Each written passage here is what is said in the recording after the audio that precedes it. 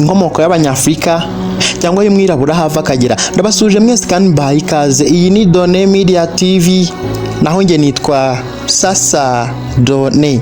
Uyu munsi turacukumbura byinshi kandi byimbitse tunarebera hamwe inkomoko y'Abanyafrika n'abandi bose bafite uruhu rwirabura, tugendeye kuri Bibiliya n'impamvu shingiro zayo zumvikanisha neza inkomoko y'umwirabura. Ese wari uzi ko Bibiliya yiganjemo amakuru y'ingenzi ku bijyanye n'inkomoko y'abasokuru n'abasokuruza b'abirabura n'Abanyafrika muri rusange? Gusa uyu munsi munyemerere mbamenere rino banga ritazwi na buri wese habe na gato. Wenda hari ujya wicara ukibaza uti ariko kuki habaho abantu bafite uruhu rwera cyangwa se abitwa abazungu, hakabaho n'abandi bafite uruhu rw'umukara abitwa abirabura?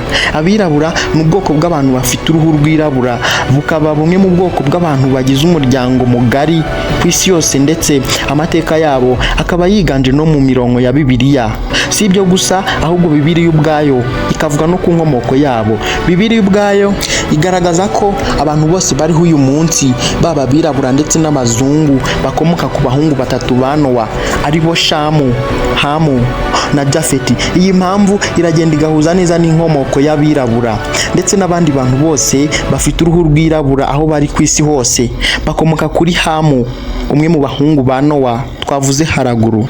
Kuko nyuma y'uko Imana irimbuje isi umwuzure, Nowa n'abahungu be batatu basigaranye inshingano zitoroshye zo gukomeza gutuma umuryango wa mwene Adamu n'uw'abasekuruza wabo wororoka, biturutse ku bantu 8 bonyine bari bamaze kurokoka umwuzure, ari bo Nowa n'umugore we, abahungu be batatu Jafeti, Shamu na Hamu, n'abagore babo batatu aribo bakazana ba Nowa. Iki gihe imyororokere y'ikiremwa muntu nibwo yari igiye gutangira kusa naho yororoka bundi bushya. Hamu, umuhungu wa Nowa, ni sekuru w'Abanyafrika n'abandi bose bafite uruhu rwirabura, kuko rino zina rifite aho rihurira na Afrika ubwayo.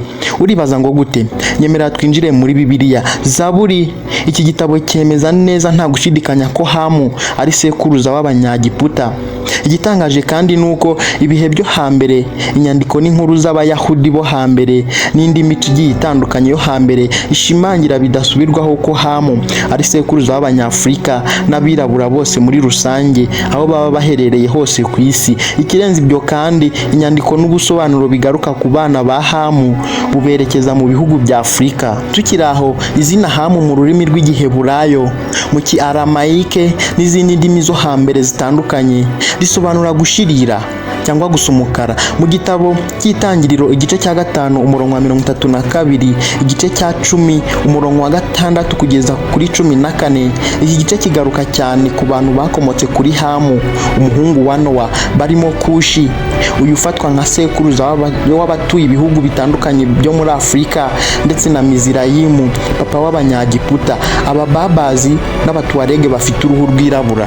Bana bakomotse kuri Kushi harimo Havira, Sabuta Sabteka, Rama Sabteka na Nimrodi. Ikindi kandi, Kushi ni sekuruza w'Abanya-Ethiopia, bisobanuye ko Abanya-Ethiopia bose bakomoka kuri Kushi. Izina Kushi dore aho rihurira na Ethiopia. Ethiopia bisobanura umukara cyangwa igihugu cy'abirabura, kandi n'izina Kushi ubwaryo risobanura umukara. Nimrodi, uyu ni umuhungu wa Kushi wigize ikinani, akaba sekuruza w'Abasamariya. Ikindi kandi, abantu bo mu majyepfo y'Ubuhinde nabo bakomotse kuri Kushi, hamwe n'Abanyamali, Abanya-Eritrea, Abanya-Kenya, Abakongomani n'Abanyasudani.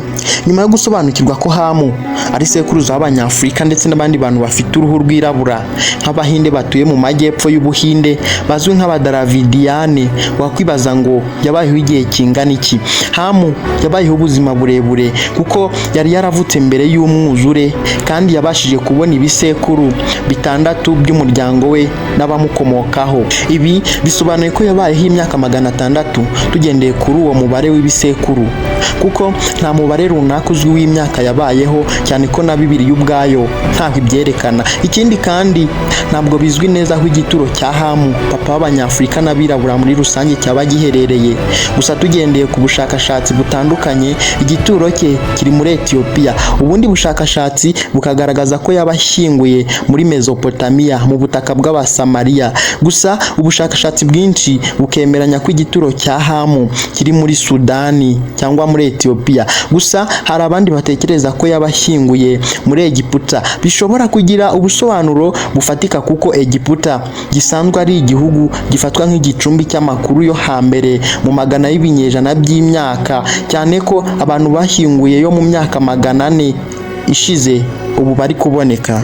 Hari andi makuru agaruka ku myaka y'izabukuru ya Hamu, umuryango wa Nowa ndetse n'ibisekuruza by'abana babo batatu, Hamu na Jafeti na Shamu.